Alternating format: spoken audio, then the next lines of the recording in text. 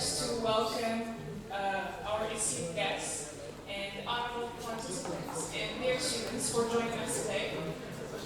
My name is Ikram Shibani. I am a professor of English at Ibn Battuta University. Very delighted to be moderating the first panel of this important event, and also delighted to see a lot of you here today. Today's event promises to be a crucial conversation on bridging the divide and envisioning the future through innovative approaches to teaching and learning in Morocco. The key theme of this year's conference is unlocking the potential teaching and learning models across open and restricted access institutions in Morocco. Our being here today is a testament to the hard work and vision of the organizing committee, namely Professor Qadiri, whom I would like to sincerely thank for their dedication to advancing these critical dialogues. We were supposed to have Professor Nabil Moshin as our first panelist. However, because of some constraints, he will be joining us at the end. Therefore, we're going to go ahead and welcome Professor Khadija Sakal. She is a senior professor at Sidi Mohammed bin Abdullah University. Also, she was a professor at Ibn Battuta University from the years of 2007 to 2017. During this period, she shared her knowledge with students and continued to refine her expertise in linguistics and gender studies. Professor Sakal academic interests extend beyond teaching and student supervision, as evidenced by her numerous publications. She has authored several books and articles on topics such as English language teaching in higher education, gender studies, and Amazigh, proverbs, and folktales. Her research today and her intervention today is going to focus on innovative teaching methodologies. She will be sharing her findings on using MCQs in research methodology instruction. Her exploration of engaging with pedagogical models is highly relevant to unlock the learning potential across all types of higher education institutions. So please join me in welcoming Professor and giving her the floor.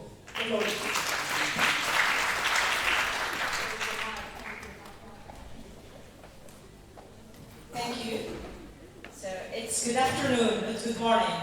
Okay, good. Thank you, Madam Chair, for giving me the floor. Good morning, everybody. I'd like to thank the organizers who have contributed in one way or another to the success of this symposium. Special thanks go to Professor Qadiri, who has succeeded bringing together my former classmates and colleagues. So I'm really very glad to be here with you today. Okay, as you can see from the title, Teaching Research Methodology with Multiple Choice Questions, a quasi-experimental study in an open access faculty. So the study is about the use of MCQs as a teaching tool rather than an assessment tool at the Faculty of Letters and Humanities says FES. Okay, before delving into the study, let's have a look at this outline. I will start with an introduction, then review of the literature, research gap, research questions, methodology, data analysis and discussion, and end up with a conclusion. Actually, the course that teaches research methodology in my faculty is called Advanced Research Skills. So despite its title, it covers just, basics for students. So it's not that advanced. And as students are being introduced, to the subject for the first time in S5, semester 5. Okay. So since the course is mainly theoretical, students find it really difficult to keep interested, during the whole session, especially in open access faculties. You all know the circumstances there. We have different students from different backgrounds with different levels, overcrowded classrooms, large auditoriums. Also, students' irregular attendance, we all suffer from late arrivals, early departures, and so on. So all these lead to reduced student engagement. That's why this pushed me to think of using MCQs as a teaching tool. Okay. Then I tried to review the literature, which is about or which concerns MCQs and education. But I found that most of the studies are about MCQs as an assessment tool. Sorry, I just want pointer. So assessment tool. As you can see, it is used for summative assessment, for formative assessment. And I'm not going to read everything because I have just 10 minutes, okay? Right time. So they are also used to assess, online courses. And also there are some studies which are about how to design high-quality MCQs. And if they are well designed, according to these studies, they can test understanding rather than memorization, and even test higher order cognition like critical thinking, application, analysis. But there is research gap, which is, although MCQs are widely used in assessment, their potential as a teaching or instruction tool has not been thoroughly explored. That's why I asked two main questions. The first one, what is the effect of using MCQs as an instructional tool on students' comprehension and engagement in research methodology courses in open access education? So the first question focuses directly on two key outcomes, which are understanding and engagement. The second question, to what extent can MCQs complement or replace traditional teaching methods in research methodology instruction? Of course, the second question is about whether MCQs support or substitute traditional teaching.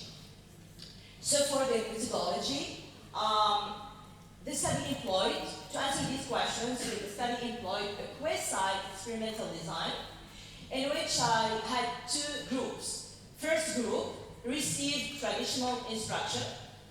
Traditional instruction is based on lectures and discussion, and the second group, MCQ. So the second group that received the treatment is experimental. The other group is control group. And the students took pre and post tests to gauge their, comprehension. And along with observation as a method here, just to measure or to see students' engagement in terms of participation, focus, attention, and enthusiasm. I adopted the Moroccan grading system because I had 100 pre-test questions and 100 post-test questions. So I had from 1 to 30 correct questions, this is very poor, 31 to 49 poor, 50 to 60 fair, 61 to 70 good, 71 to 80 very good, 81 to 100 excellent. So the pre-test, I used the pre-test for two reasons. First, for the baseline knowledge, and the second, for matched groups. So in the first session, I received 68 students belonging to two groups. And these students, of course, took the pre-test. And I tried to create matched groups, 31 students for each group. What I mean by matched groups is I match students with similar results into pairs, then assign one student to the experimental group and the other student to the control group. As we all know, because of attrition, so only 24 students confirmed their commitment to the study. So I had 24 students in the experimental group and 24 students in the control group for data analysis and discussion. As you can see here from the graph, pre-test results were very poor, okay? And I received between 5 to 24 correct answers, okay? And I had 9% of students scored poor. So the results here in general were poor because students had little or no knowledge about the subject. This was their first time being introduced to research methodology. For the results of the post-test of the experimental group, the majority of students scored very good, 42%, or excellent, 21%, with only 12 below, fair. For post-test results of the control group, they were actually low, with most students, scoring fair, 45% or below. Only 25 students reached good or higher.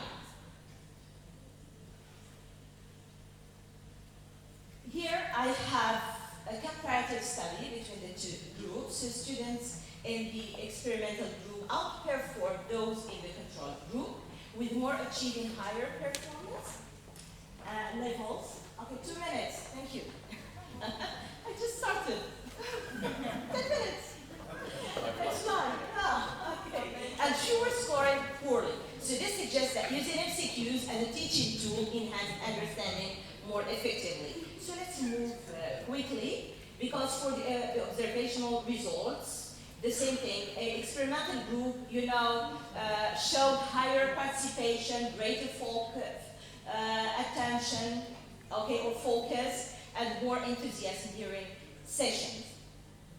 So MCQs can say that they can promote active learning and increase student motivation. So I will move directly to my findings. So students taught with MCQs outperformed those in the traditional group. MCQs increased participation, focus, and enthusiasm. Traditional methods alone led to lower performance and engagement. MCQs are effective in reinforcing understanding and promoting active learning. MCQs are used to complement, not fully replace, because I had MCQs with 10 to 15 minute lectures, okay, to introduce, the topic, for example, sampling, to explain what is sampling, subtractive sampling. Then I gave them some, MCQs, and they have to justify their answers, okay. So to conclude, I would say that both research questions were answered, because MCQs have a positive impact on students' engagement and comprehension. MCQs can effectively complement, not replace, traditional methods, but may not fully replace them. Findings highlight the value of active learning tools in open access education. Am I concise? That's it. Thank you so much for your attention.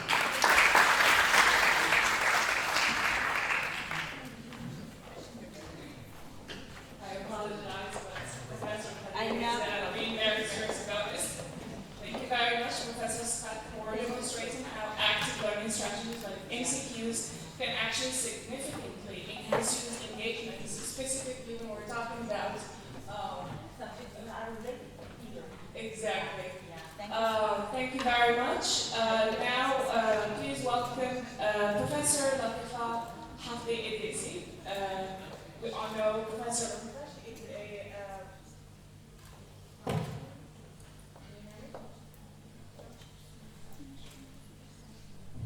can you hear me? Yeah? All right. So she is a professor at the Higher School of Education and Training.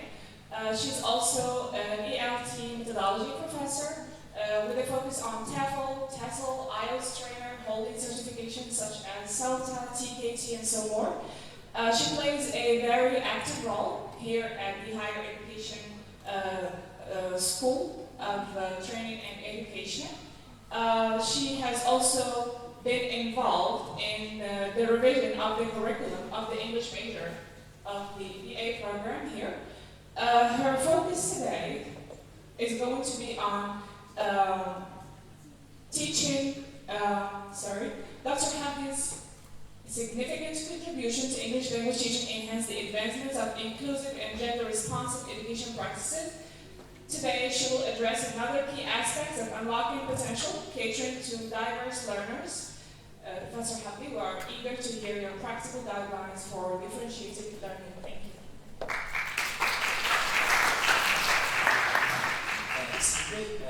Si jamais il y a des étudiants qui appartiennent à la filière des études françaises, la session qui était censée être après celle-là, elle est à la salle maintenant, se déroule maintenant à la salle 3. Les étudiants de la filière des études françaises. The floor is your home. So, thank you so much. Greetings, everybody. Thank you, dear colleague, for this introduction.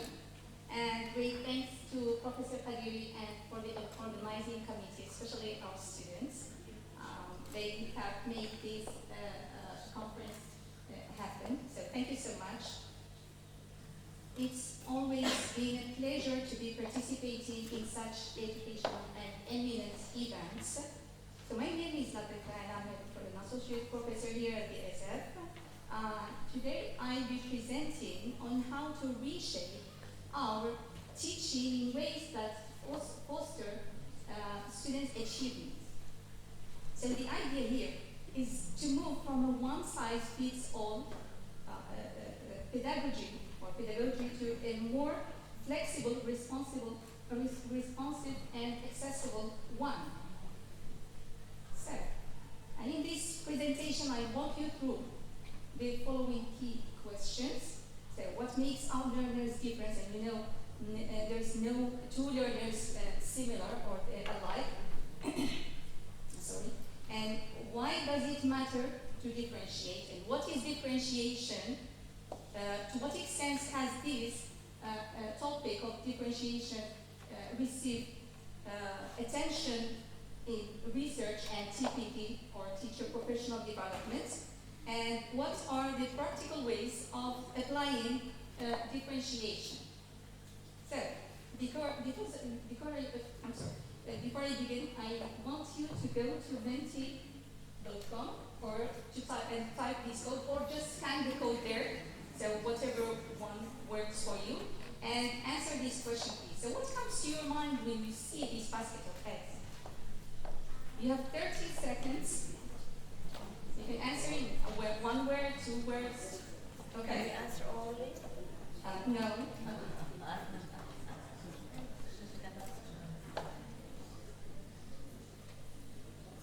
Yeah. Yes.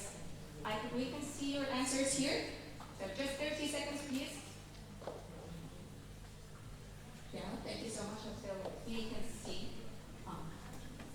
Excuse me, this one. Yes, this one. Yes.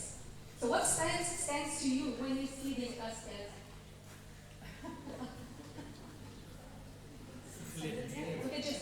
okay, just refresh. Yes, thank you. X colors, differentiation, thank you. Diversity, breakfast, because we're still having our breakfast. Yes, maybe. Okay, thank you. So, based on, yeah, you can continue answering. Based on your answers, we can see richness in your ideas. The fact that shows different ways of looking at things. And that's exactly what happens in our classrooms. So, what makes our learners different?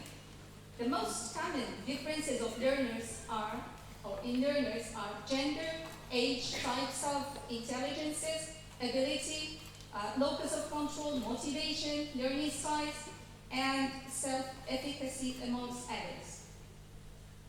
Let's take one of these, learning size. So students learn differently, and identifying their learning size is the first step that we should undertake. And here's a useful survey of about 44 questions. I used to give it to my students. Scan this code, please, and save it for later use. Deactivate. Yeah. Sorry? The QR code is deactivated on the website, on the original website. I said just, Yeah, I tried. yeah, it worked for me yesterday. So you just take it, please. I can provide you it. It doesn't work? No. Okay, so just take a picture and you have the link there. I can share it with you later. I took the survey myself, and here are my results. And the IRS measures 4 learning styles or style dimensions, each of which has 2 opt-in categories. So for example, there's active and reflective. If you score 1 to 3, it means you're balanced in your learning style. If it's 5 to 7, you're moderate.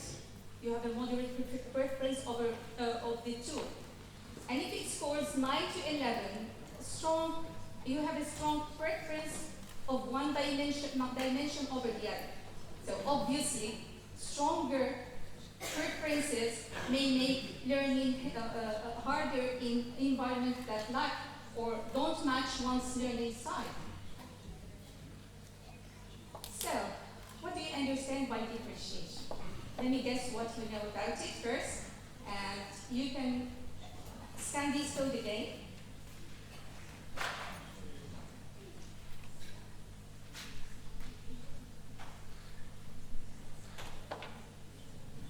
And again, you have 30 seconds.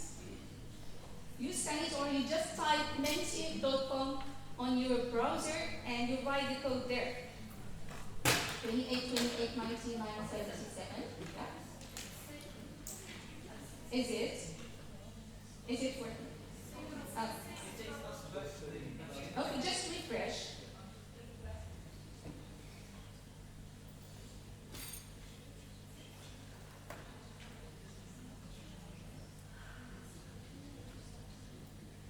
Okay. If it doesn't work though. No worries.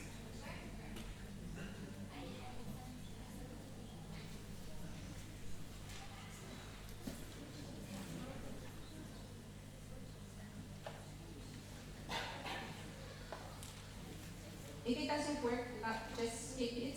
So, teaching a mixed ability classes is a major challenge because no 2 learners are the same.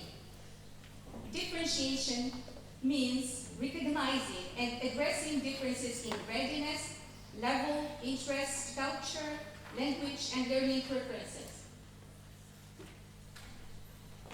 It means, so, all of these means that learners have diverse needs, interests, and abilities to help them succeed.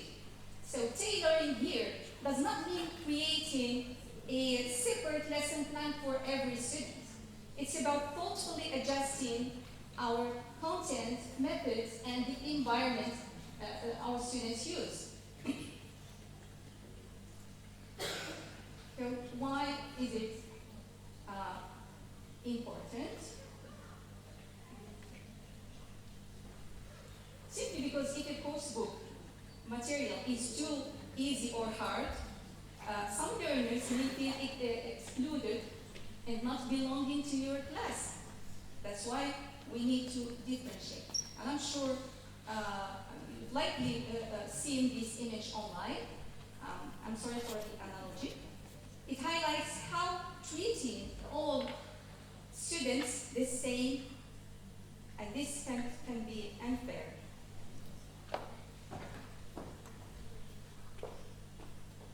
And why is it important? It's simply because everybody is a genius. But if you judge a fish by its ability to climb a tree, it will live all its whole life believing it's stupid.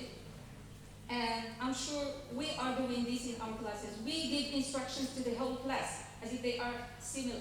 We give assessments, and that's a huge problem of assessment. I'm sorry for that. So, to what extent has this topic received attention in research and TPD? Unfortunately, a empirical research on DI, or differentiated instruction in Moroccan EFL classrooms, is scarce and mostly descriptive.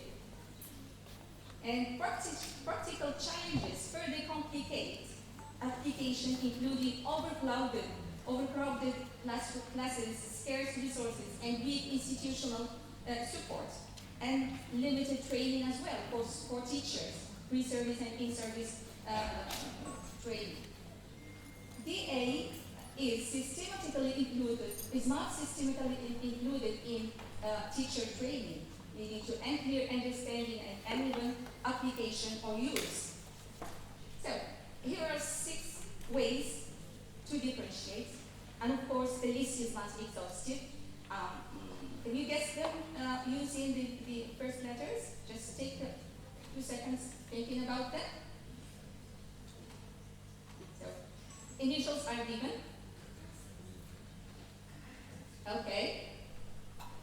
Hope you got them correct. There's by task, extension, questioning, problem solving, support, and outcome. Let's go through them each one by one. So differentiation by task involves giving different tasks to for different students depending on their ability. So, for example, true false for weaker, short answer for stronger in the same class.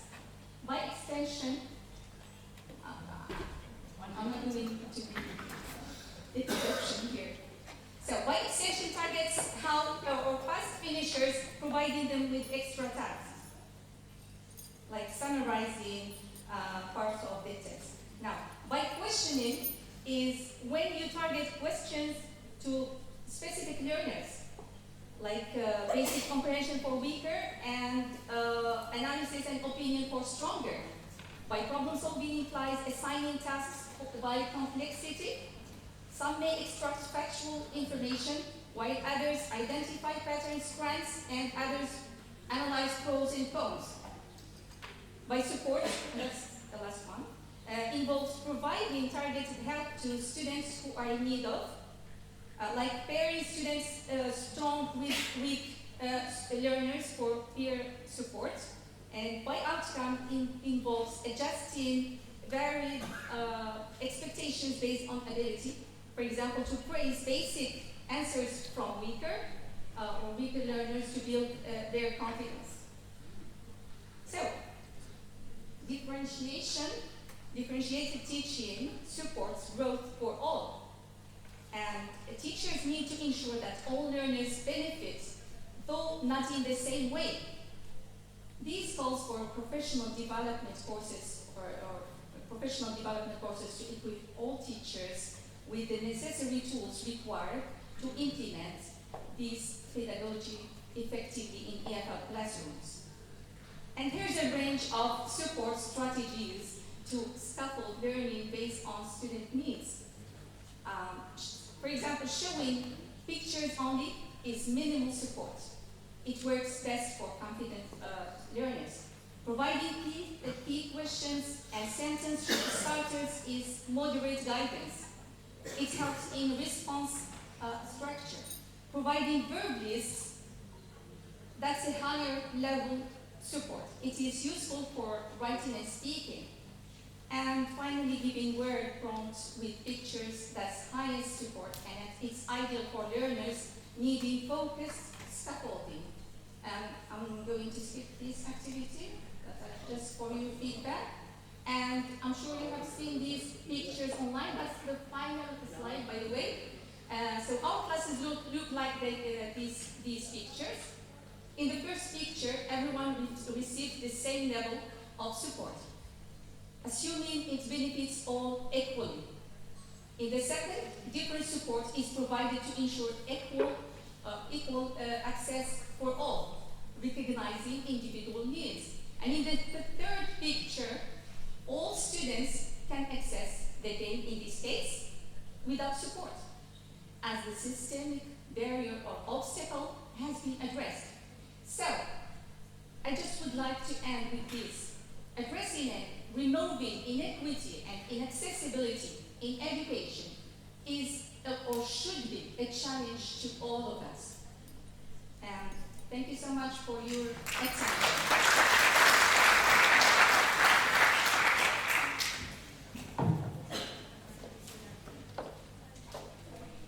Thank you very much.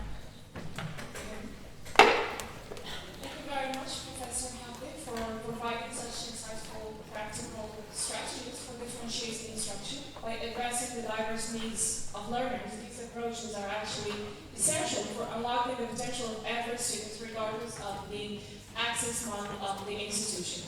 Now we're going to move on to our third panelist, Professor Denise Boumedi, who is an Associate Professor of Gender and Education at the Regional Center for the Professions of Education and Training, LMF, in Tangier. He is also a researcher at Sidi Mohammed bin Abdullah University in Fez. He was an affiliated researcher at the University of Lausanne in Switzerland at the Center of Feminist Theology. His areas of interest are gender studies, Islamic feminism, and Islamic movement in the MENA region specifically. His contribution today will give us a critical reflection on teacher training to ensure that educators are equipped for effectively unlocking the potential of future generations of students. Professor Boumedi, the floor is yours.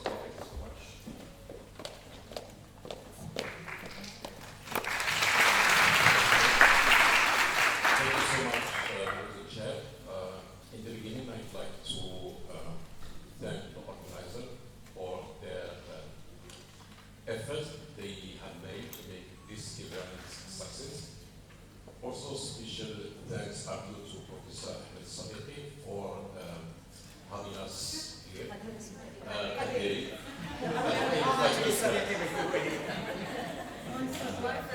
Who's the supervisor of Professor Sadiq? Thank you so much, Zahmed. Okay, thank you so much, Zahmed, for having us here and also for providing us with the opportunity to meet and network. Okay, so, and also I'd like to thank Professor Nordhege for his insightful presentation. It's a good presentation for me because this presentation also contextualizes my presentation through the establishment of the conceptual infrastructure that we use when I talk about quality assurance, but in CERN. I will place much emphasis on the internal quality assurance that is related to teachers' training programs. I'm wondering how I can manage my time successfully, my little time. Okay, so I will speed up and then I will skip some slides.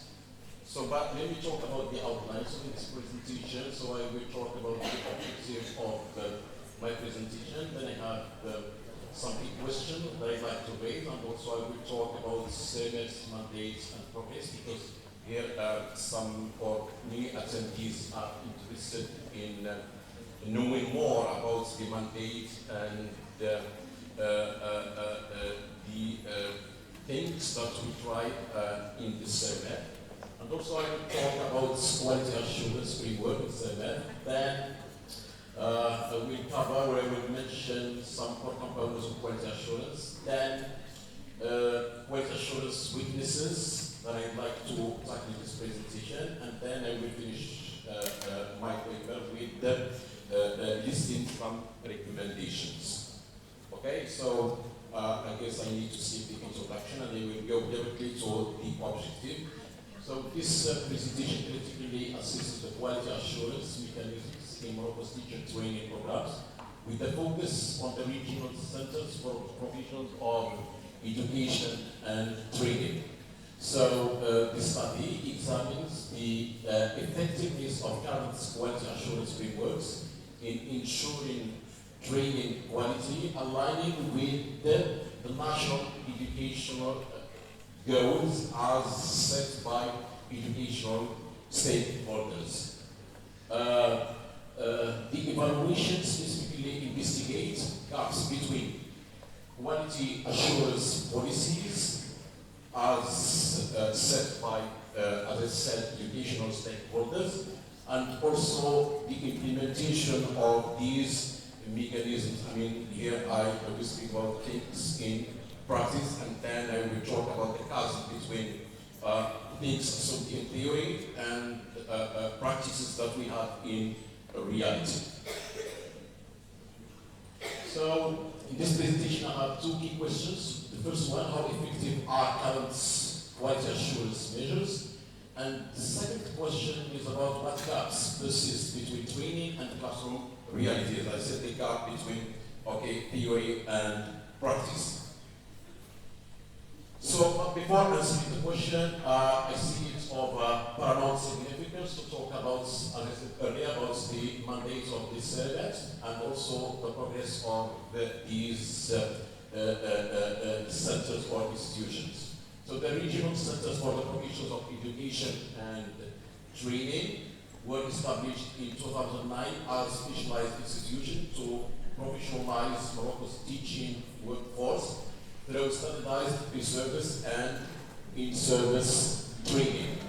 Their core mandates involves implementing national education policies by developing competency-based curricula, modernizing pedagogical approaches, and ensuring quality teacher preparation across all regions.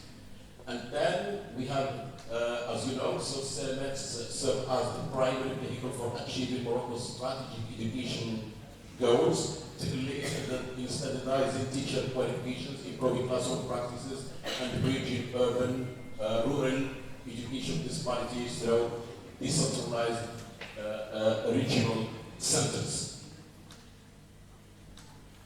For the progress and achievement of CERMET, so since their creation or inception, CERMET have made significant strides in systemizing teacher education because we notice the impact or the outcomes of these centers in terms of quality teaching and also in terms of professional development and also in terms of learning outcomes. Key accomplishments include the development of unified national training curricula, introduction of active learning methodologies, and gradual integration of technology in teacher preparation. The centers have successfully replaced the previous fragmented training system. Of course, you know, the institutions that we had before, for example, CFEs, CPRs, DNS, and aggregation, and other centers. Now, everything, all the trainees are aggregated in the regional centers. However, progress remains uneven across regions, highlighting ongoing challenges in equitable quality assurance. So, I guess I can skip this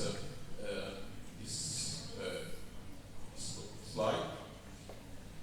But for the core components of quality assurance here, it's another story. Things are different from higher education, from universities. For example, in regional centers, we have other mechanisms, we have other criteria for assuring quality of training. For example, we have training assessment system, for example, before entrance and also after the completion of the training. So we have comprehensive exams, theoretical and practical, in the beginning and also in the end. Then we have teaching portfolios documented because we ask trainees to prepare portfolios. Okay, so these documents are very important in ensuring the quality of their training. And also we have performance-based evaluation that you say we place emphasis on teaching behaviors. Okay, teaching practice that you say we emphasize the practical aspects of things. Even the paradigm training is practice, theory, practice. So, okay, more than 60%, okay, is given to the practical aspects of teaching. Then we have number 2, mentorship programs. So mentorship is also proposed in this concern. Okay, so now we have connection with the many host schools, because when trainees receive theoretical training, so we send them to have more practice. We send them to host schools, and then they work under the mentorship of an experienced teacher. All these things to ensure, okay, the quality of their training. So we have parent trainees with experienced teachers, structured classroom. Only 2 minutes? Okay, I'm so sorry. So, and then we have trainer accreditation. So we have selection criteria, procedure, indicators, mandatory professional development for trainers, and periodic competency evaluation. Then I move to weaknesses. So I'd like to focus on these weaknesses, because if these weaknesses are addressed successfully, they can be turned into strengths. And also, yeah, it's good to have, okay, regards exams, it's good to have mentorship. Also, it's also good to have different things to ensure the quality, but there are other things that should be highlighted, or should be given more value and importance if we want to have more successful training and also teaching and learning outcomes. Okay, so the first weakness is theory and practice divide. There is still a huge chasm between, as I said earlier, between theory and practice, and also we have, sorry, I need to speed up. And also we have shallow reflexive practice. So as you know, reflexive practice is something very decisive in entrenching the quality of training. So we have some reflexive practices, but only superficial. That is to say, we need to try more experiential learning and also more reflexive practices, because through reflexive practices we can ensure professional growth.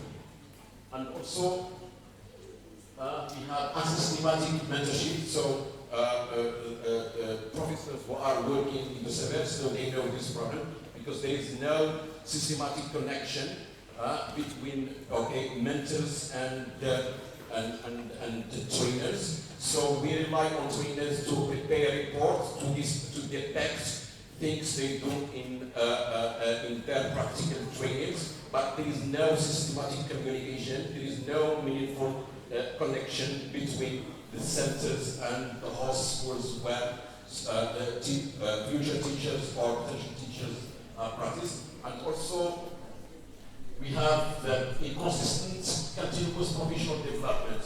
Okay, so continuous professional development is something important. It is tried from time to time, but it is not consistent. That is saying, in order to make it lucrative, to make it successful, so it should be consistent. So professional development or professional growth or continuous development, okay, it should be given more weight, more value.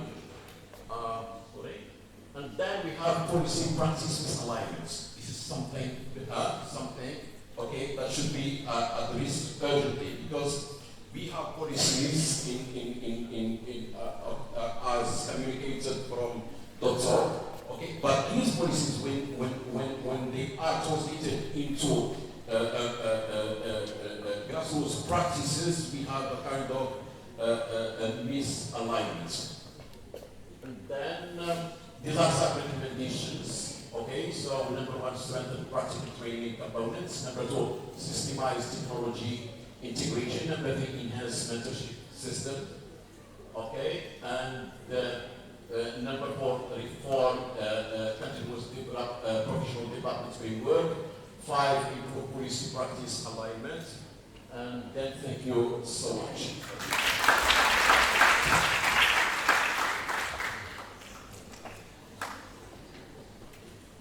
Thank you, Professor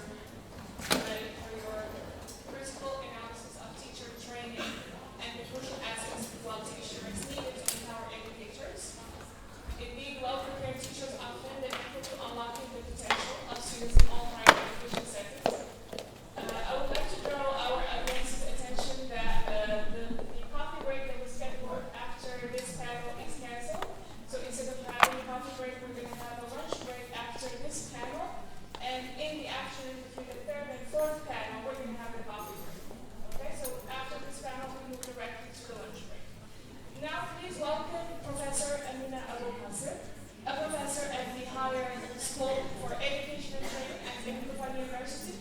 She is chiefly interested in leadership, culture, media, communication, as well as areas related to the field of education and language.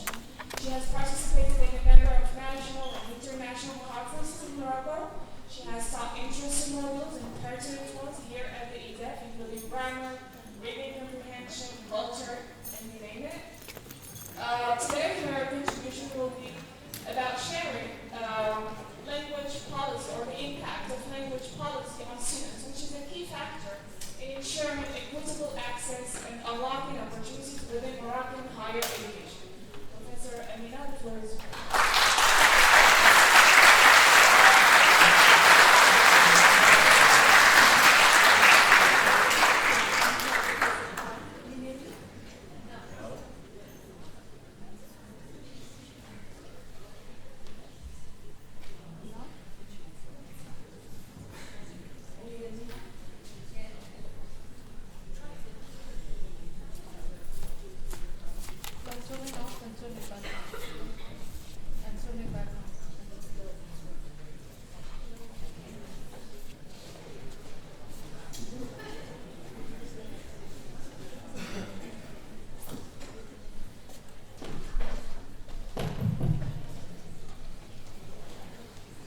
Thank you.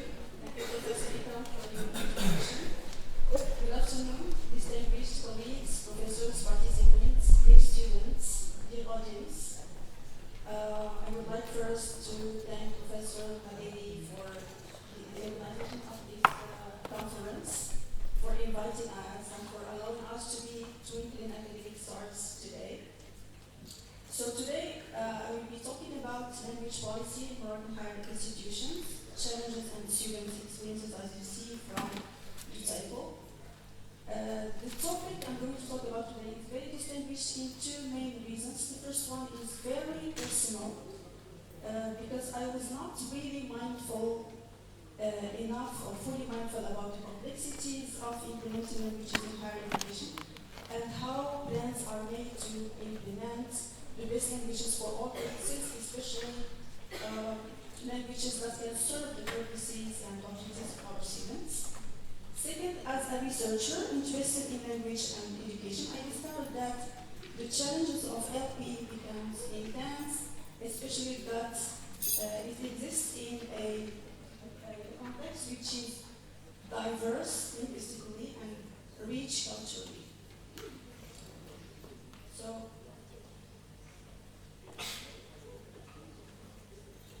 this presentation is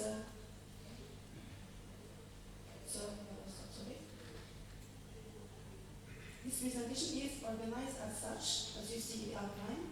Research concerns which I have talked about so far, research problems and rationale, defining LP in Moroccan higher education, models of language policy, when we talk about Spotsky, Tolleson, and Vicento, research objectives, methodology, and results.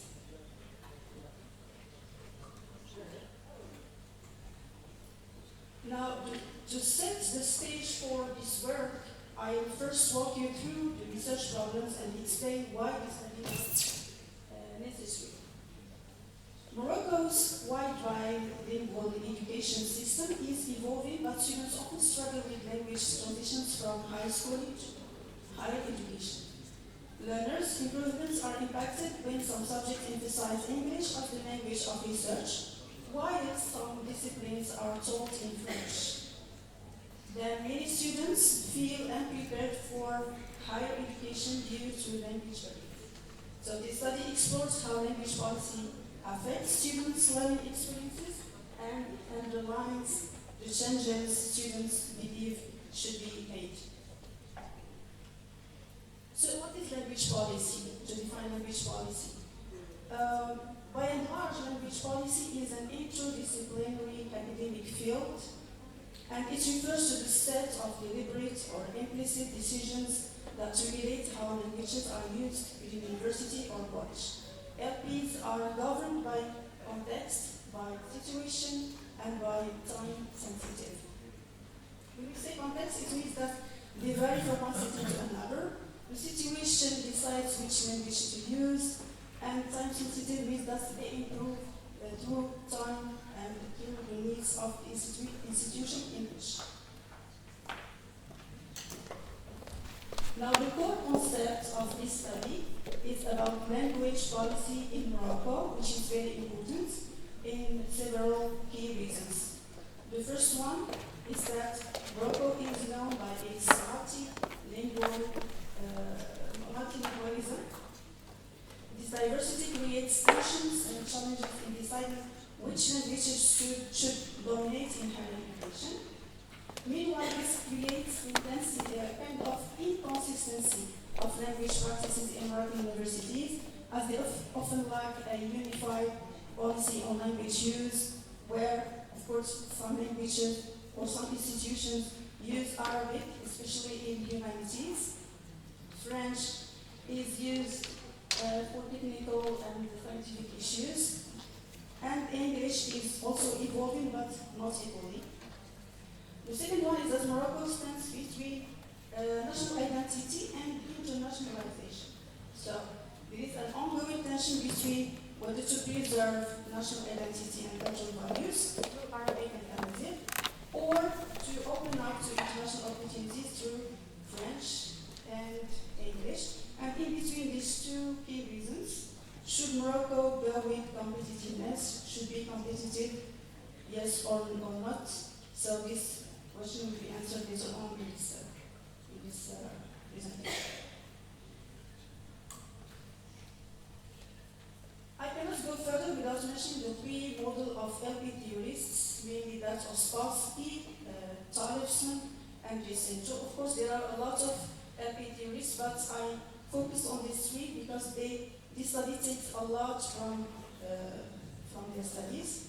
So according to Spassky, LP can be defined as the amalgam of three interrelated but interdependently describable components. This question is vital as it reflects the critical perspective of Taleb. Can quality education for all be achieved when it is packaged in a language that some learners neither speak nor understand? So here Talebson focuses on access and on quality, which also include the question of whether all languages, especially mother tongue, MOA or medium of instruction in primary and secondary education, should be paired with other foreign languages to create access and equality. If not, inequality will persist. Now, to move to Jacinto is to adopt a critical and a historical approach, arguing that language policy must be understood within its socio-political, economic, and historical context. He emphasizes that language policies are not neutral, but are shaped by ideological struggles and power relations over time. Here are the specific goals this research set out to accomplish. First, to unravel the attitudes of students towards language policy in the country, which doesn't balance the implementation of local languages in relation to foreign languages to keep pace with competitiveness. Then to explore students' experiences with language policy and to identify the challenges they face. And third, to discuss possible solutions for language planning in Moroccan universities. To accomplish the aforementioned objectives and to answer the design research question, I adopted a descriptive research design aiming to explore students' perceptions of language policy, of course grounded in the theoretical frameworks of Spassky, Talebson, and Jacinto. A structured questionnaire written in Arabic was used in the Data Collection 2. The questionnaire incorporated both closed-ended and open-ended questions. The sample now consists of students from 4 different universities, selected based on accessibility and diversity of institutional context, aligning with the non-probability purposive sampling strategy. These are the key questions I aim to answer. First, what are students' language preferences for learning at university? My God. Do students face challenges when shifting between Arabic, French, and English in higher education? Do students feel that current language policies support their academic access? How do students perceive the role of Arabic, French, and English in their future careers? And what languages policy changes do students recommend for higher education? So here I got responses from 61 students across 4 main universities. The answers of BA students outnumber the answers of master students and PhD students, which explain that the problem of language persists with specifically this portion of students in the different Moroccan universities. The large number of responses were gotten from Sultan Al Islam University, followed by Ibn Tufan University, then Al-Qadiyya University, and finally Ismaili University, as you see in the charts. To my surprise, STEM field students were more interested in answering my questionnaire than others. As you see here, 55% belong to STEM fields. The largest portion of respondents use French to discuss here the challenges and students, the challenges and the challenges the students face. The largest portion of students use French as their main language of instruction. This portion of students may refer to both students majoring in French and or STEM students. English is following French. Arabic plays a modest role, but of course this is not filtering the role of Arabic, and Amazigh is not in existence as far as this question is concerned. So I will skip some. Here, this is a very valid question. Which language make you struggle understanding the lectures explained? As you see here, 94% is devoted to French language. Indicates that students are more comfortable with Arabic, possibly because it is the first or more frequently used language. Still, the data show the main challenges lies with French comprehension in STEM, enhanced delivery, conclusions. Okay? Let's click again. So here I did it on purpose to showcase some answers from the students in Arabic, because as I said, the questionnaire was written in Arabic. The first one, referring to French language. نعم 12 سنة من الدراسة باللغة الفرنسية ولا زلت أتقنها ومشوار على الدراسة بها. نعم بسبب عدم فهمي للغة الفرنسية. لا أستوعب معاني الكلمات ولذلك لن أتمكن من التعامل مع أسئلة الأستاذ. نعم أحيانا أواجه صعوبات في فهم المحاضرات بالفرنسية. نعم بسبب اللغة الفرنسية أفهم 5% و95% لا أفهمها. نعم في بعض الأحيان يكون التحدي الأكبر في فهم المصطلحات العلمية. Now the question here was, did you encounter difficulty understanding lectures in the medium of instruction? Explain. هل وجدت صعوبة في فهم محاضرات بسبب لغة التدريس؟ Do you have some time to read my conclusions? Okay. Now to conclude, a final thought. There is no science without languages and without linguistic diversity. In multilingual settings like Morocco, language policy must be aligned with student realities. This data suggests that for STEM education to be truly effective, instruction should either shift toward the dominant student language or include substantial language support mechanisms with balanced policies. A shift toward a more accessible language, either modern standard Arabic or carefully scaffolded bilingual models may be needed. If French remains part of the structural policy, regional emphasis must be placed on building academic language proficiency in earlier stages of education, and this is very important. Implement transitional support such as glossaries, dual language materials, and code switching strategies, especially in STEM classrooms. And these, of course, were the suggestions of our students. Thank you so much.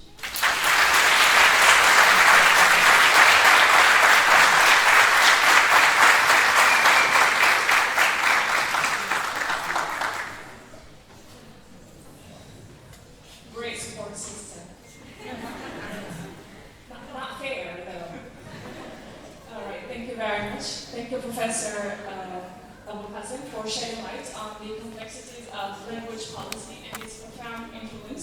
on students' ability to access and succeed in higher education, ultimately impacting and unlocking their potential. Now, joining us, unexpectedly, Professor Karima Mshwal. I would like to apologize to Professor Moshe for prioritizing her. Ladies first. So Professor Karima Mshwal is a full-time professor and the head of the English department at the Regional Center for Education and Training Professions in the region of Fes and Meknes. Her main areas of interest and research are in the field of gender studies, education issues, civic education, interculturalism, AI, and 21st century soft skills. She is a member of the research group on linguistics and language teaching research lab on didactics of languages at the CRMF in Fes. She has presented papers at the national and international level, organized and animated workshops, published articles and papers in various journals. Her contribution today is going to be on teachers in-service training and professional development programs between planning and implementation, case study of ESL teachers in Morocco. The floor is yours.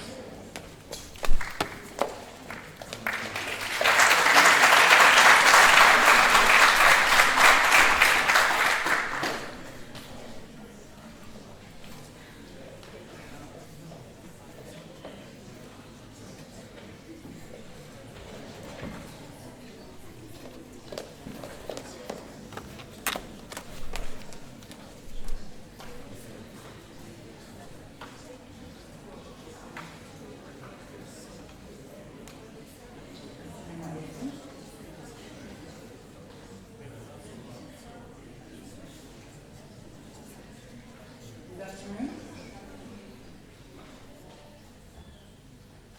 So before I start my presentation, I would like first to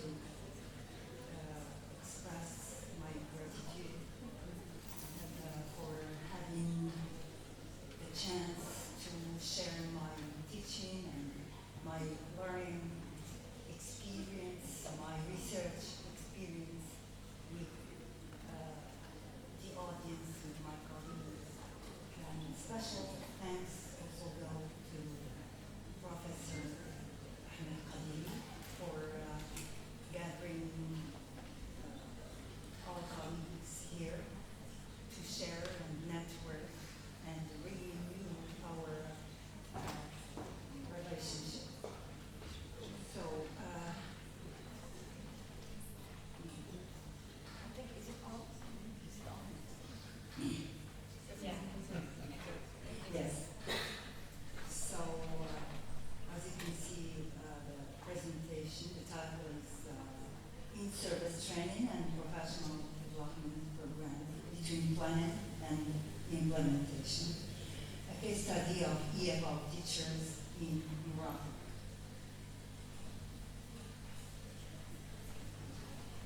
So we all know that teacher in-service training and professional development represent prerequisites for educators to remain informed of the constant changes in the teaching professions.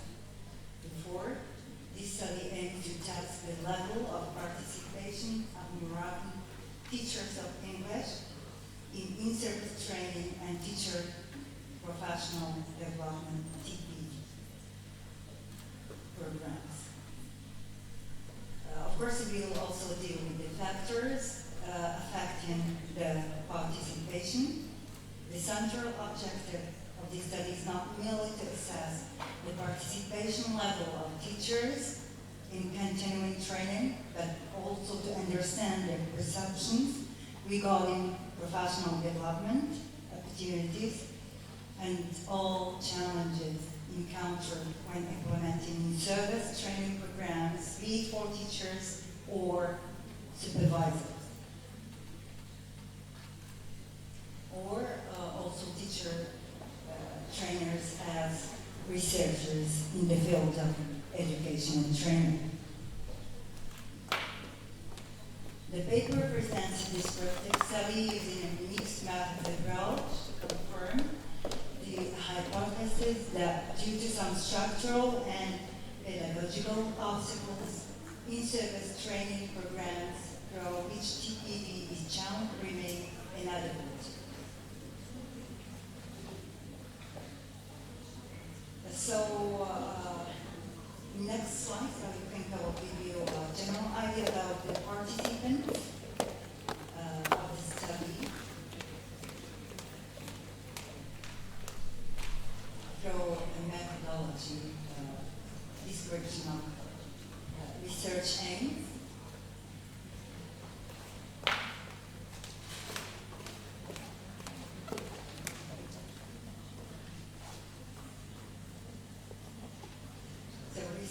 objectives. The main objectives are to test the extent to which Moroccan EFL teachers in public schools actively participate in in-service training and professional development, to identify and analyze the factors that influence all teachers' participation in these programs, to explore and understand the perception of EFL teachers on in-service training, professional development, and finally to identify and analyze the challenges faced in implementing in-service training programs. Survey distributed via Google Form, which ensured, of course, just for practical consideration, structured interviews with a diverse sample of EFL supervisors.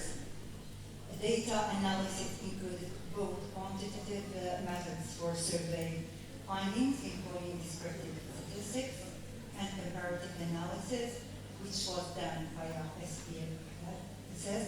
Concerning qualitative analysis of interview, data involved thematic analysis based on themes, and the conversions of both data sets aimed at providing a deep understanding of the investigated topic. Of course, this concerns data collection and data analysis tools.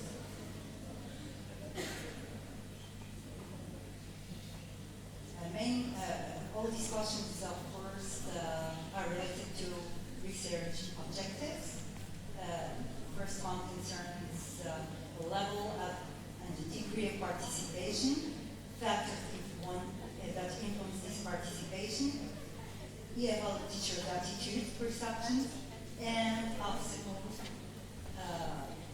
that stand against effective implementation of in-service teacher training programs and professional development.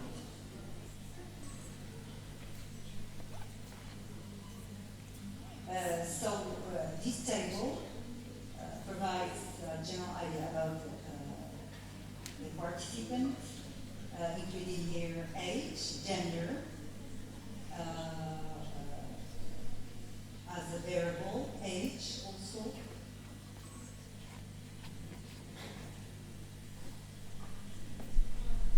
And teaching experience, which does not exceed 3 years, or the ones between 3 to 6 years, or 7 to 10 years, and more than 10 years. Work location here. Participants are categorized into 3 main locations, including urban, rural, and suburban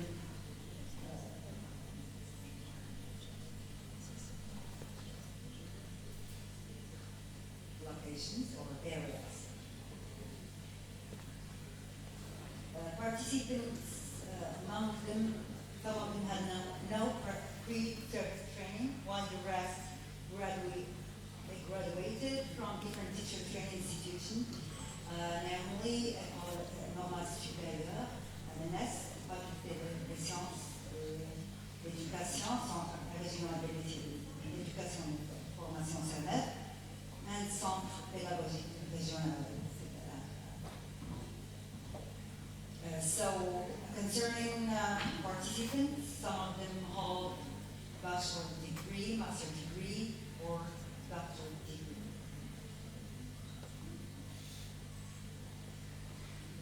So, respondents' abilities reflected here in this figure are categorized into various regions, from Casablanca to the regional academies.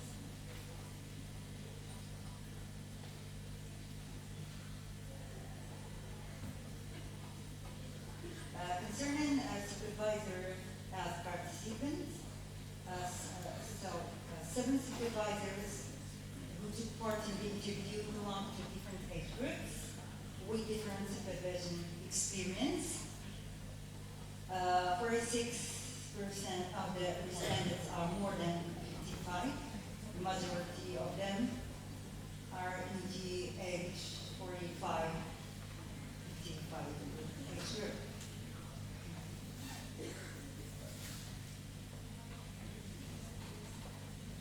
So concerning this question, first research question, to what extent do Moroccan EFA teachers participate or actively participate in in-service training programs, professional development?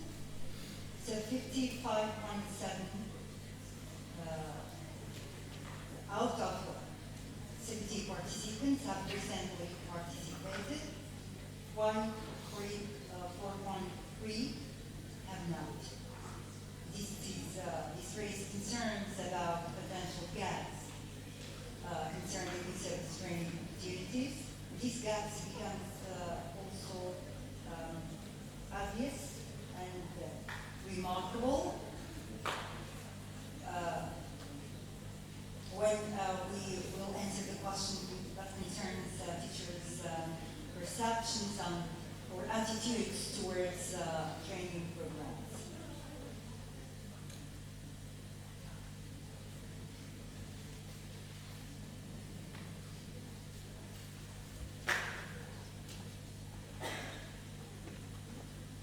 And for many reasons, teachers are not able, as practitioners, are not able to pursue their studies for different reasons, namely the challenging nature of the balancing full-time teaching responsibilities with further academic pursuits, which contribute to this reluctance, the demanding workload, including lesson planning and grading, leaves limited time for teachers to commit to advanced studies. Concerning a second question, factors influencing or that might have direct impact on their participation.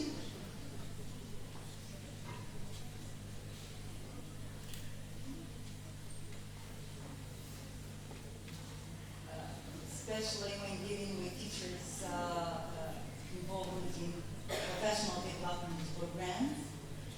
This is partly due to financial constraints and also family responsibilities and limited access to universities in rural areas, which add to difficulty. Of course, some of them work in some rural areas.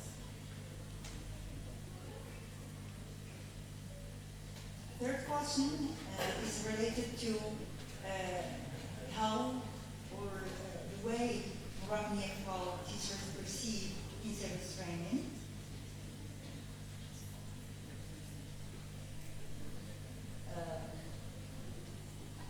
Actually, as it is reflected here through the finding, EFL teachers have mixed perceptions of in-service training. While they generally acknowledge the benefits for career growth and stay updated with teaching trends, there are concerns about the quality and availability of these programs.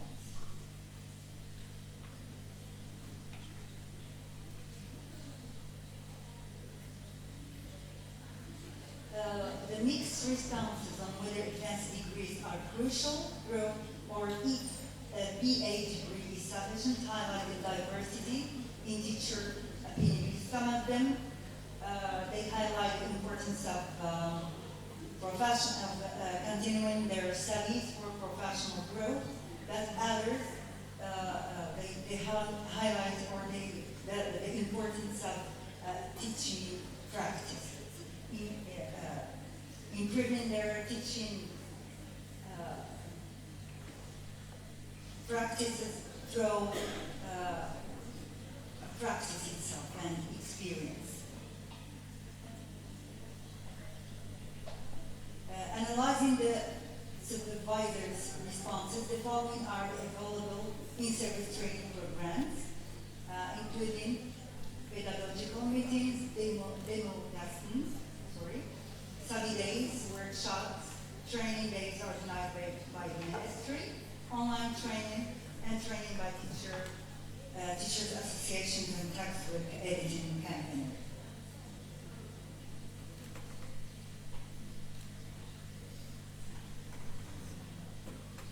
Last question concerns,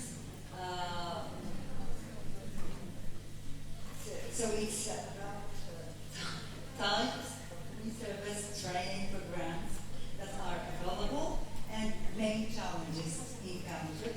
So concerning challenges faced, this is mainly related to lack of motivation and resistance to change, and logistic, bureaucratic, and organizational issues.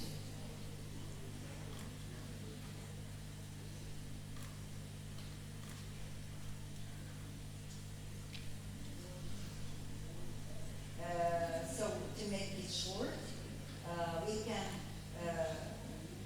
summarize these challenges into main types: structural obstacles and pedagogical obstacles.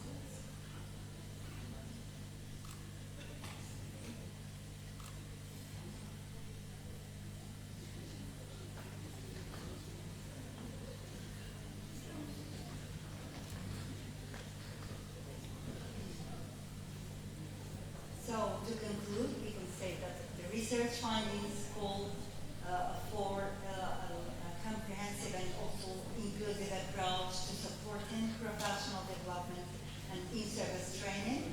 This includes helping teachers manage workload, increasing training availability, and ensuring training quality.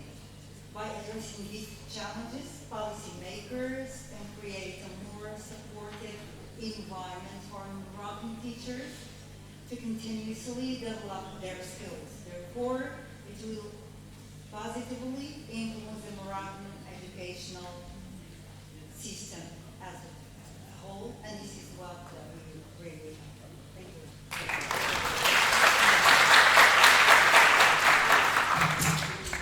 Thank you very much. Is it here? Not on. Maybe someone's in the back there?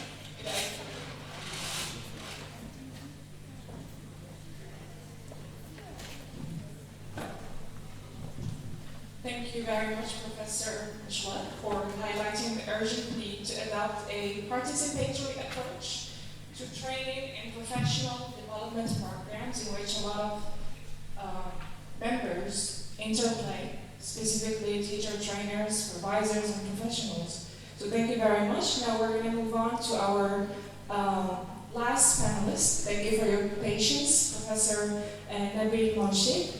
Professor Mourchid is a professor of applied linguistics here at Emmanuel University at the ISEF.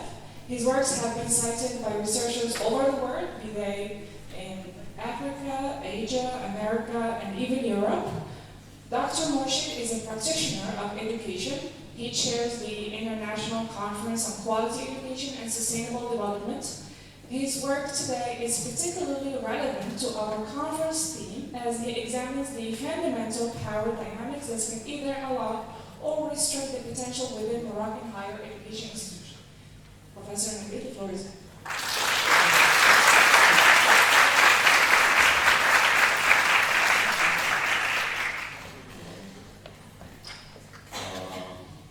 Such pleasure to be here to participate in this event, surrounded by brilliant minds.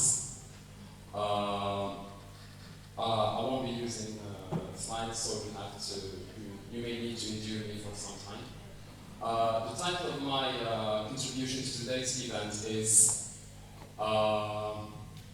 Power and Humiliation of Power in Higher Education. It's about power and higher education in Morocco. Reading through the title, or this particular title, gives the means for what I would qualify as a rich and vibrant intersection between two concepts, the concept of power and the concept of higher education in a situated context that is politically, socially, and culturally tense, the Moroccan one. Before I delve into the implications for these intersections between power and higher education in Morocco, it falls upon me as a researcher to operationalize understanding of what power is and what education, higher education is as well. Because let's face the fact that power means different things to different people. Power to you, a young Moroccan university student, may be different from the representation of power to the other male university student. To me, professor. To her, another professor. So we need to agree first, what is power? How is it, or how it becomes instead? Because power can never be a thing in itself. Because as I said, for you, for example, a young woman, power may be the capacity to transformation. Because maybe you're not happy with the current state of who you are, your status quo, and you want to transform into something more rewarding, more enabling. But maybe this is not the same representation of power for a young man.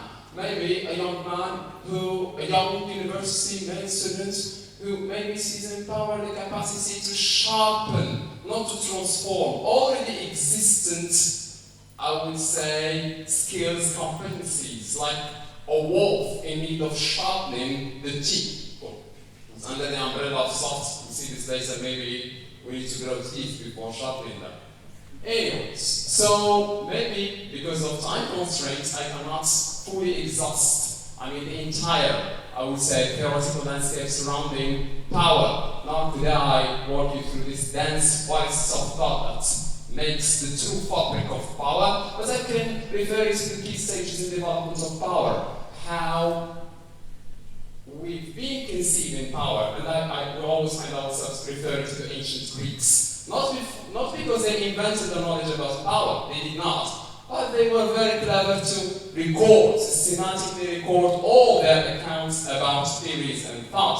And the first, the classics, Greek philosopher Sophonicles, Aristotle. They saw in power the capacity to rationalize behavior. Though belonging to different schools, rationalists, empiricists, but they saw in power the capacity to rationalize, to justify. It's more theoretical rationality. Then after that we have medieval thinkers, the argument of God with Saint Aquinas, Saint Augustine, and Thomas Aquinas, the arguments of God for morality, this is power. Then anti-today, or contemporary, is their relevance, because they're more recent, more sensible to this mediation of power in the Moroccan higher education context. We have power is implicit. Power has become implicit. Power has, with Gramsci's cultural hegemony, power is implicit, it is indirect, it is soft. And the same thing applies to education. Because education, what is education? Is it teaching? Is it acquiring? Is it learning? But what type of knowledge? What kind of knowledge to teach? How to teach? So the same thing with education. Ancient Greeks are focused on, cutting ties with this irrational thinking, with people thinkers. Of course, education must be, scholastic education, religion, rationalizing religious arguments, Then we have anti-today, contemporary and modern thinkers. There was a call for deschooling. It's an angry reaction. Deschooling means an angry reaction about how education had been implemented and carried out. And that's essentially the word, implemented and carried out. Because education at the end of the day is just an idea. It's just an idea. And all ideas are, abstract envelopes for thought. And the way we implement it is the way we give meaning to it. Now that we've walked through, all these, I would say, definitions, but I would say lenses from where we can see power and education, maybe we can get to ask questions. How is power exercised in Moroccan higher education? Is it exercised purely intellectually, academically, politically, socially, culturally? And what are the implications for faculty, for students? What are the implications for this intercourse between I mean, this vibrant, rich, as I qualify it, intersection between power and education. How is it with it? And because I'm not, exhausted of all, I can't go all directions, revealing and masking all implicatures, getting out of this intersection, as I refer to it, I will today speak about two, I won't call them hypotheses because it's not important to do, but two positions. I'd like to refer to them as positions. So two. I'll be speaking about two positions. The first position is that the higher education system in Morocco is about disempowerment instead of empowerment. Second one is soft, is the anti-hero in the Moroccan higher education context. First one, and of course, each of the two positions is going to be grounded in the literature and empirical evidence from the Moroccan higher education context itself. So the first one is about disempowerment versus empowerment.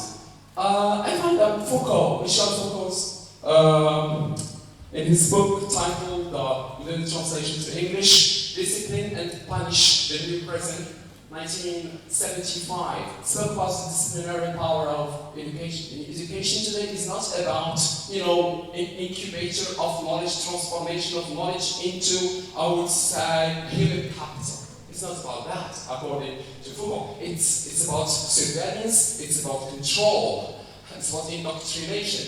And I'm not surprised. Guess what? Because this is exactly what we have today. Empirical evidence now. Forget about Foucault. And look at the English departments there in this university. Statistics from 2022. Guess how many people enrolled in semester 1? 8,000. 8,000 students enrolled in semester 1 in the English studies department. How many of them made it to the second year? 2,000? 2,000. How many of them made it to the third year? 1,000. How many of them are completing the result cycle and graduating? 400, 300, of course not. 300. How many of them end up getting jobs because of what they studied in the result cycle? 2 digits number. Is it about education? No. It's about normalization. It's about indoctrination. It's loud, it's violent. We don't have enough prisons. We say, oh, these people are young. Oh, we keep them busy until they run out of wind and they become reformed, and then we can throw them to face the hard realities of their lives. So, this is the only explanation we come up with. Well, and then we talk about pedagogy in restricted, and again, look at the word, restricted violence. We restrict people from doing what they want to do. What is pedagogy in this? This is not such thing as pedagogy. This is, there's no room, there's no space to talk about it. It's just in a context. After this, Bourdieu and Passeron, in his book Bourdieu of 1970, again translating from French, the reproduction talks about the reproduction of social injustice. This has far-reaching implications, because here we reproduce social injustice. How is that? How is that done? Think about, forget we spoke a lot about open access schools, maybe we should think about this school as well, hosting this event. Think about SF, the Higher School of Education of France. You belong as a homogeneous group. It is a restricted access school. You belong as a homogeneous group. Don't you see that you look the same? More or less, same family income, demographically and psychographically, the same middle class, so, and of course you're going to get married and your kids again married and it's going to reproduce the same. And if you go to another social, another restricted access school, say for example, Leysa, it's going to be different. It's going to be different. Another social class, and will have its own power dynamics. And of course, it goes engineering. And the other thing is, what strikes me when and this again about kind of what is its hegemony, hegemony according to Gramsci, but I'd like to call it like self-cannibalization. Self-cannibalization when you, as in this school, we have many doctoral, I would say, schools, or refer to themselves. This is pedagogical engineering. What you're doing pedagogical engineering. But why engineering? Why engineering? This is human science. and you're using words borrowed from natural science. This didn't happen spontaneously. This is a complex of inferiority that is done by premeditation. Okay, do you find them there using having appellations like magic realist physician or romanticist doctor? Or why? Again, because history was violent to human sciences, and today it is still violent, but implicitly. We think we're doing ourselves a favor, but in fact we're not. Because I'm concentrating with the second one, the second position goes. And soft is the anti-hero. I'm saying anti-hero, it's not the Hollywood hero with Hollywood smile. It's the anti-hero who stinks and ugly and destroys. How is that so? What are the arguments for this? Take the example. Take the example of from Gramsci's cultural. He's referring back again to Gramsci's cultural hegemony. Meaning, instead of controlling, instead of manipulating directly, we do it indirectly because it comes with minimum costs. It's very difficult to control. It's very difficult to indoctrinate people who know. But it's more affordable to do it with people who know less. And this is exactly the reason behind the soft paradigm. Because honestly, when I first learned about soft, I would be very interested to know how you made sense of it. What were the first collocations you had for soft in your mind when you heard about it first? I don't want to know, maybe, but for me, soft, I thought about this, the cake, which is soft. And then there was this song that popped up in my mind. I mean, it was soft. I mean, from my generation, from decades ago, it's Barbie girl, baby girl, Barbie, it's Barbie girl. It's fantastic. So it's the same thing. It's the word of magic. I can brush your hair. So this is the same. This is soft. This is exactly what is soft for better control. But it's instead of having like white collar thinking, you start having different color of thinking. I don't want to refer to the color, but this is how it is for better exploitation of yes. So conclusion. I know that what is plan B? What is plan B? I know if what we have is that much hopeless, if what we have is that much without real opportunities for students to blossom, to exist outside this, I won't call it corrupted, but I would say gloomy environment, then what is, maybe I don't have a plan that is flawless, but at least we can stop turning around the bush and refer to it as it is. If it is wide outside, it is wide outside. Then don't pretend it is not inside, in the schools, in the universities. Let's face the fact. If it's a world where dogs eat dogs, so better teach them to be the strongest dog instead of focusing on skills and competencies that only exist in the mind of those who thought about them. Thank you.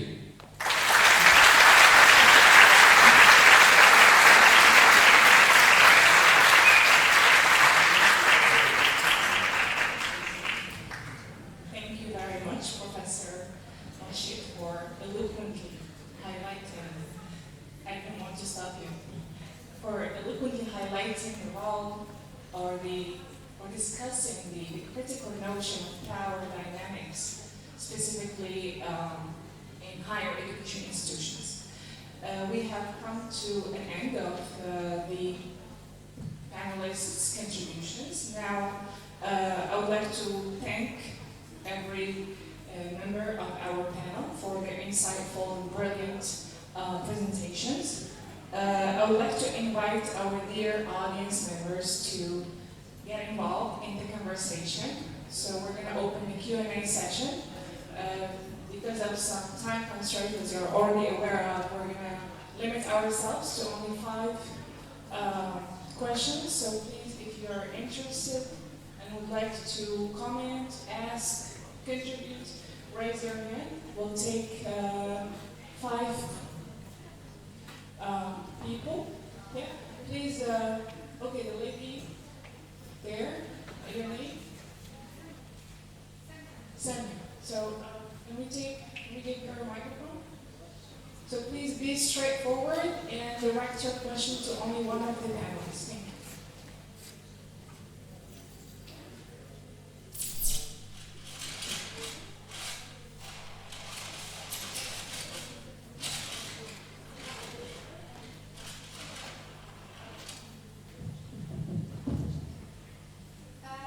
Thank you so much for insightful speeches. My question is for Professor Mursi.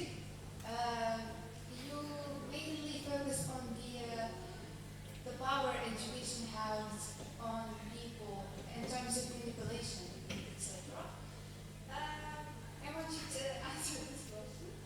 What is the power of education in promoting peace, tolerance, and intercultural understanding between different groups and nations? Thank you. Thank you very much. Another lady over here. Can you get her the microphone?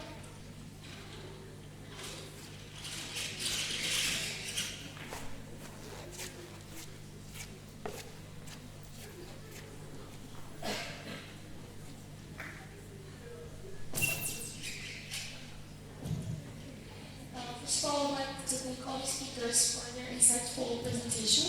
My question or questions are for Professor Scott. I find your list really interesting.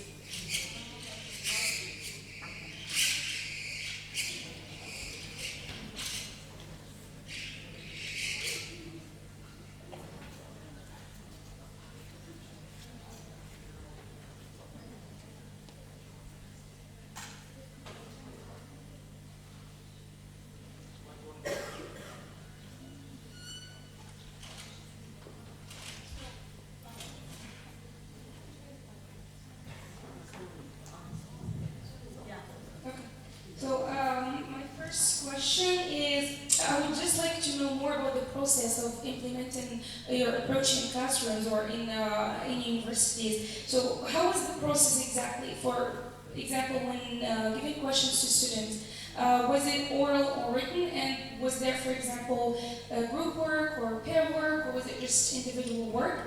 And how is students' attitude towards it during the process of learning? I would also like to ask you about, since you mentioned that lecturing was given only 10 to 15 minutes, and then the whole session was for MCQs, was it some sort of application? For example, the students were introduced to the lesson or the topic through lecturing, and then they had it as some sort of exercise maybe, or were they introduced to the notions through the questions? And my last one is, since you mentioned during or as a result to your study, that the most effective way to implement this approach is complementary to lecturing, not on its own. So do you think that 15 to 10 minutes is a standard time to use as a lecturing time, or for example, it would it's diverse based on the topic of the lesson, for example? Thank you so much.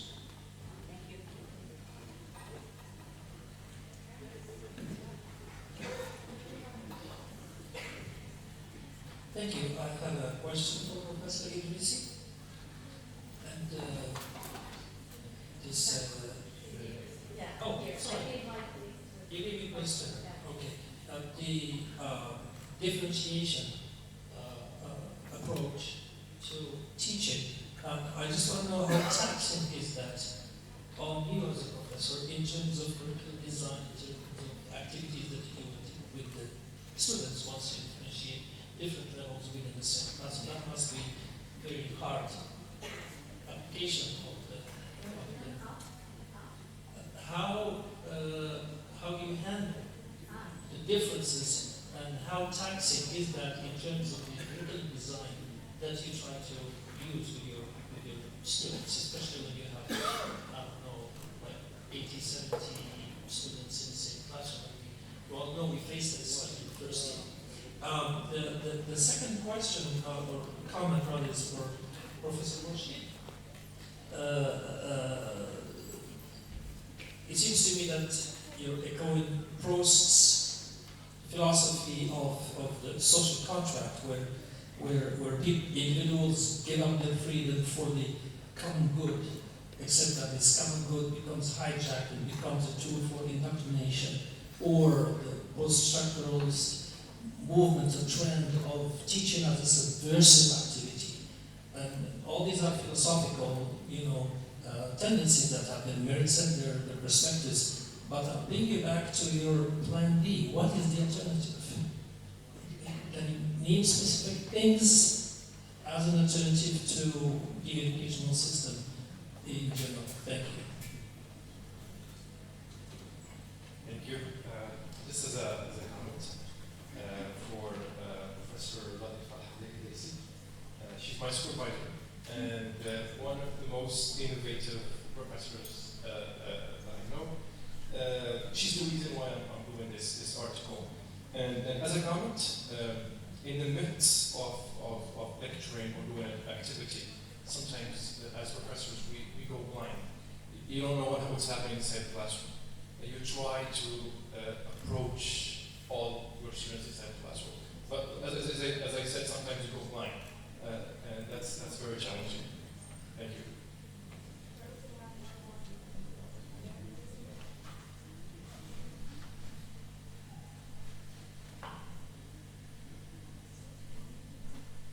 Thank you, esteemed professors, for your contributions. So, earlier in the conclusion of my professor, Professor Al-Qasem, she mentioned the idea of the language policy being adapted or aligned with students' realities, which sounds a little bit too good to be true. Don't you think that the language policy should be instead aligned with the current political context of Morocco, especially with the enduring impact of French colonialism, as Professor Soumaye mentioned earlier, as well as the prominence of the English language nowadays globally in terms of being a language of instruction? Thank you.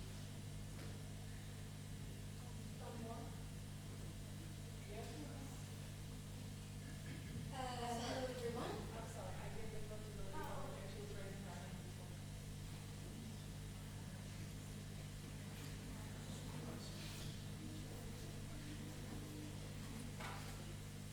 My first question is for Professor Khadija. Thank you for your insightful research. As you demonstrated, scientific research has shown that the traditional teaching and assessment methods are no longer completely effective.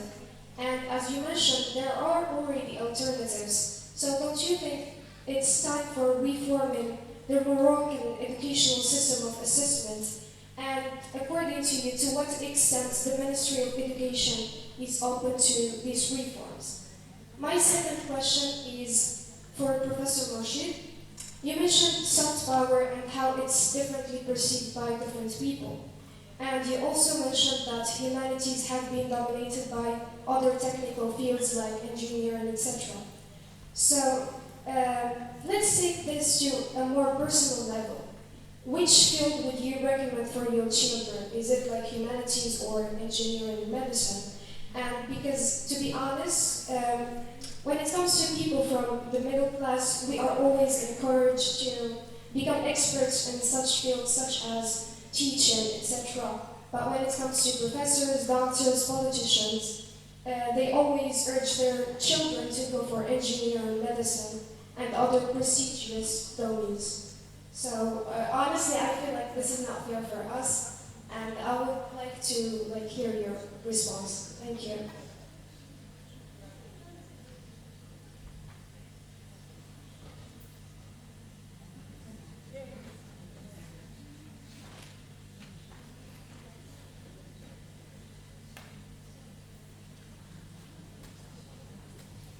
Thank you very much, dear professors and students, for getting involved in discussion. Now I give the floor to Professor Sky to answer one of the questions. Thank you so much for your questions. Actually, I'm going to describe how I proceed with MCQs first. For example, the lesson is types of research. I give to my students key characteristics, types of research, then key characteristics of types of research of each type. For example, trend, panel, cohort, experimental, quasi-experimental, and so on. Then, I give them around at least 30 MCQs on this lesson. First, for example, 5 questions are about distinguishing these, okay? To make a distinction, not to look at the details. After I give them MCQs which are about details, okay? Here, I try to follow Bloom's taxonomy. You know about it? When I make them, I assess their comprehension, if they understand these key, differences, then I ask them to use their knowledge to apply it in different situations. For example, Mona conducted research on this and this, then she had 2 groups, one group is this, and she chose, her participants randomly, is it quasi, is it, okay? Then I ask them to justify their answers. And here, I can, at the end, I might ask them, if you understand this well, can you create some MCQs just to challenge each other? So this, here, I think that it's not humdrum, it's not tedious. The idea, they become more engaged, okay? So that's it. For the other question, I'm not talking about assessment. I cannot answer this question because I'm talking about MCQs. Because when you say MCQs, you thought that it's about assessment. No, I talked about MCQs as a teaching tool, as an instruction tool, not for assessment. Okay? Did I answer your questions? Thank you so much.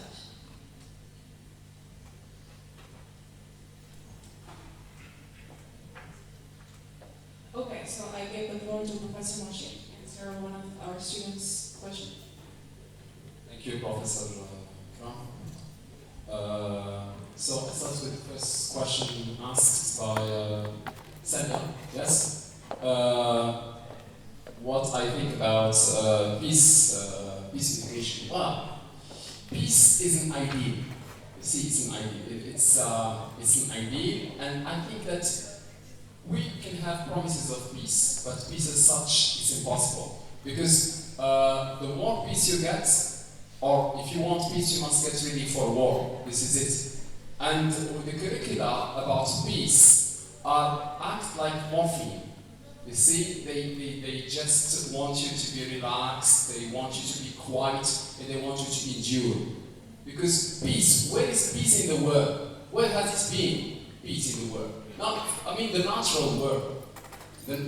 Is there peace in the natural world? No. Is there peace in your body? No. So where is peace for us to want it? So we are deceived by the promise of peace. And the quality of peace you get depends on the quality of your readiness for war, how much prepared you are for war. I mean, this is not pessimistic, no, this is just realistic. I mean, you can't do, now there is peace education everywhere, peace education, but let's be critical. What is the reason behind peace education?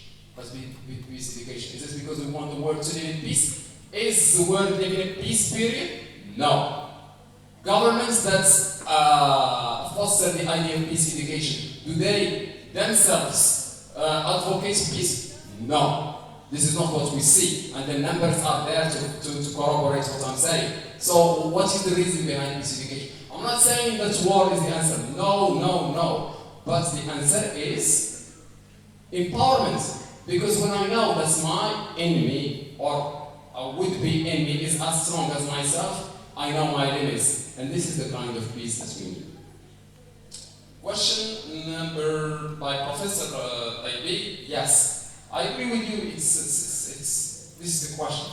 I mean, what is the alternative? I think the alternative is less academic correctness. I'm not a reactionist. I don't believe that past is good, because this is just, as pitiful as the idea that things are going to change by themselves. But let's face the fact that we no longer need this makeup.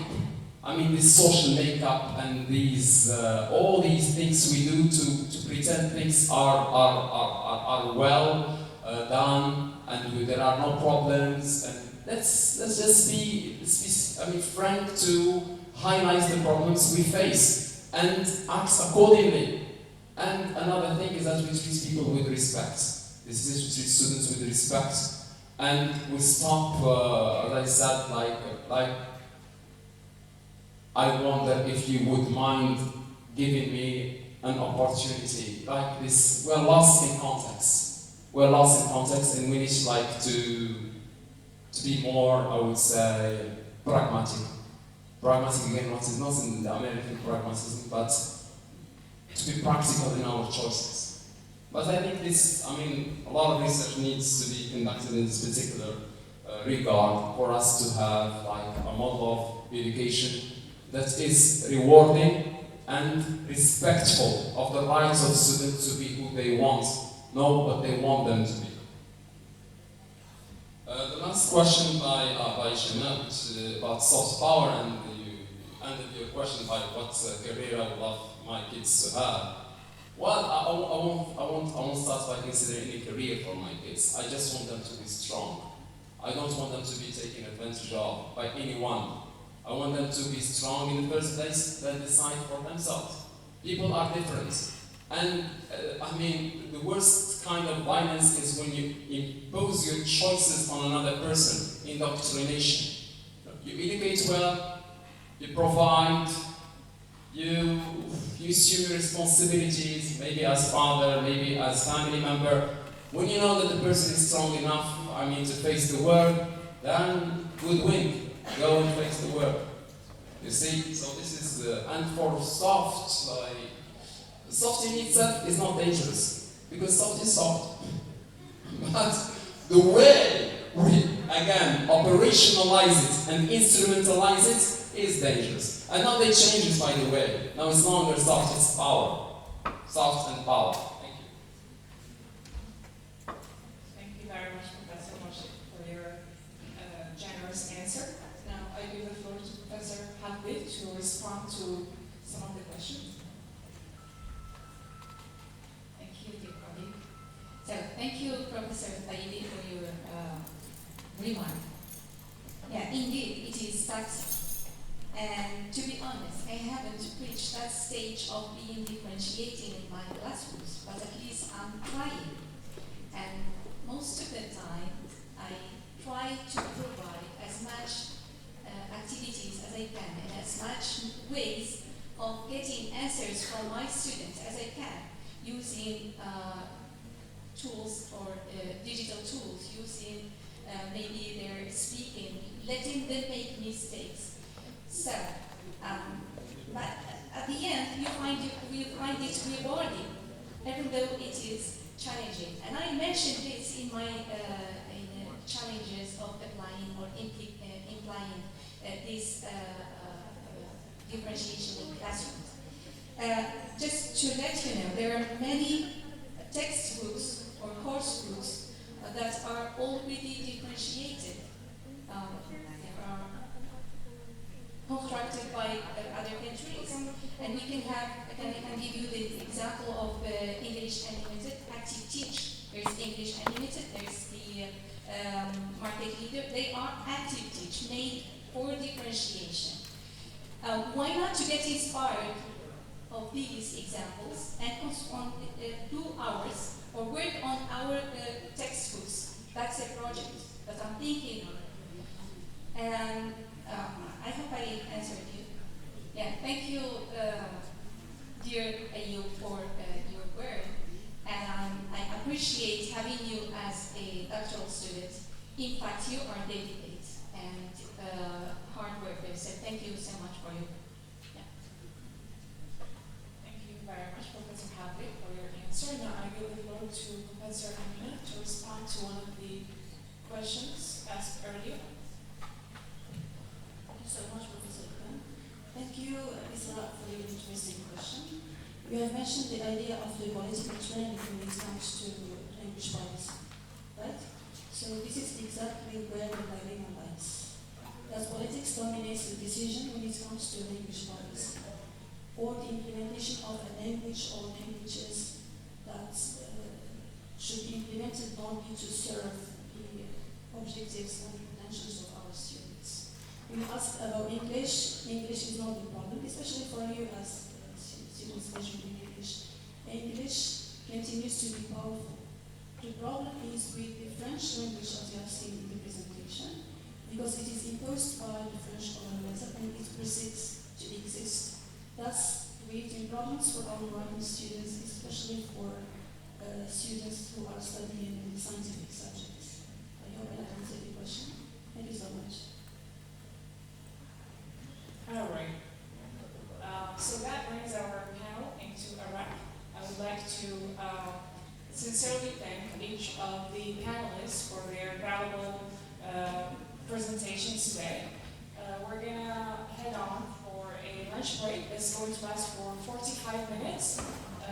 At the same time, the French panel is closing, so after the lunch break, we're gonna move on to the third panel. So thank you very much and see you after the break.